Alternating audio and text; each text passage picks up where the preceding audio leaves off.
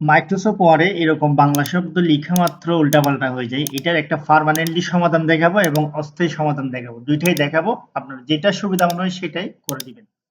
তো আমরা প্রথমত যখন এরকম করে লিখবো, ক র এখানে লিখে স্পেস করব, সাথে সাথে এটা উল্টাপাল্টা হয়ে গেলে আমরা কন্ট্রোল জেড দিব কিবোর্ড থেকে, সাথে সাথে ঠিক হয়ে যাবে। এটা হচ্ছে শর্টকাট সমাধান। তবে পার্মানেন্টলি সমাধান হচ্ছে যে আমরা যদি পার্মানেন্টলি সমাধান করতে চাই, সরাসরি ফাইল অপশনে গিয়ে এখান থেকে আমরা যাব অপশনে।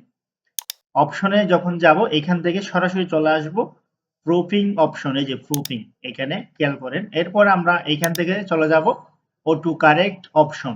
অটো কারেক্ট অপশন এখানে যাওয়ার পরে এরকম একটা চার্ট আসবে, এই চার্টটা খেয়াল করেন। এই চার্টের মধ্যে আমরা যতগুলা টিক মার্ক দেখবো সবগুলাকে আমরা তুলে দিব, একদম চোখ বন্ধ করে এগুলাকে তুলে দিব।